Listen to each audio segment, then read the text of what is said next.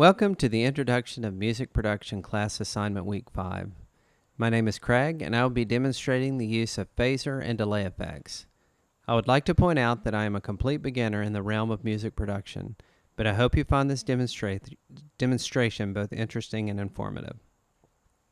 For the phaser and delay demonstrations, I have extracted an 8-second sample of a song by Alpha Rococo.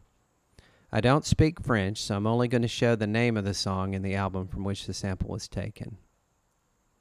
I will be using Audacity for both demonstrations. Let's start with the demonstration of the phaser effect. The phaser effect combines phase-shifted signals with the original signal.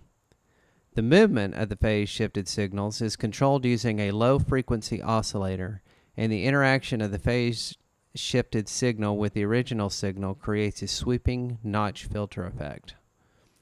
Prior to applying effects, I have loaded my music sample into Audacity. I've also made copies of the sample and will be applying the effects to the copies for a side-by-side comparison. First, I need to select the audio data for which I want to apply the effect. Then I go to the Effect drop-down menu and select Phaser. As you can see from the Phaser Effect Options menu, there are several features to explore. However, for this demonstration, we're going to focus on phaser depth. The depth control governs how high the filter frequencies sweep. At a low setting, the phaser will primarily affect bass frequencies. At higher settings, the phaser effect can sweep into the treble region. I'm going to demonstrate depth settings of 50 and 100. This figure shows a side-by-side waveform comparison of the unmodified music sample as well as the samples with the phaser effects applied.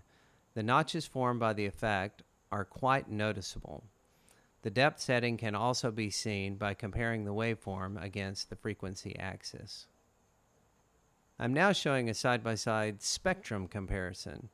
It is interesting to note the patterns that begin to appear in the spectrum plots as effect algorithms are applied. In this particular case, one can see the appearance of a frown or crescent-like shape in the spectrum that yields the characteristic swirl effect. Let's listen to the impact of the phaser effect. First, let's listen to the unmodified sample.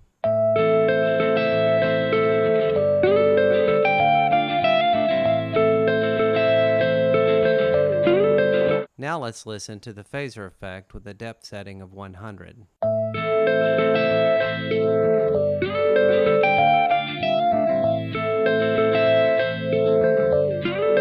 Now let's listen to the phaser effect with a depth setting of 50.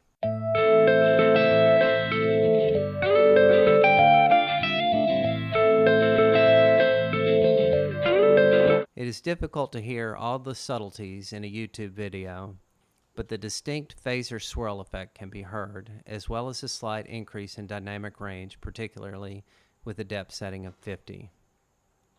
For the delay effect demonstration, we're going to try two different echo settings. A setting of 1 echo and a setting of 3 echoes will be the only changes made to the delay effect options. This figure shows a waveform comparison of the unmodified music sample to the samples with delay effects.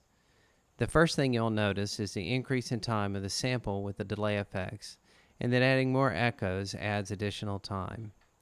It can also be seen that the delay effect tends to fill in the frequency spectrum.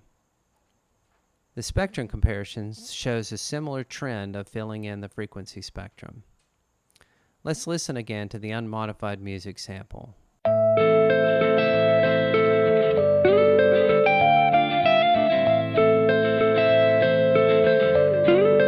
Now let's listen to the sample with a single echo delay.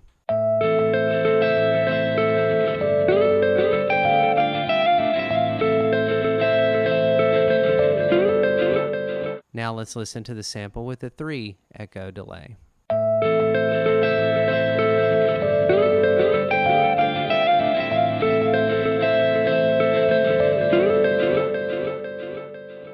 The effect is most noticeable at the end of the sample as the effect decays. I hope you enjoyed this demonstration and found it to be informative.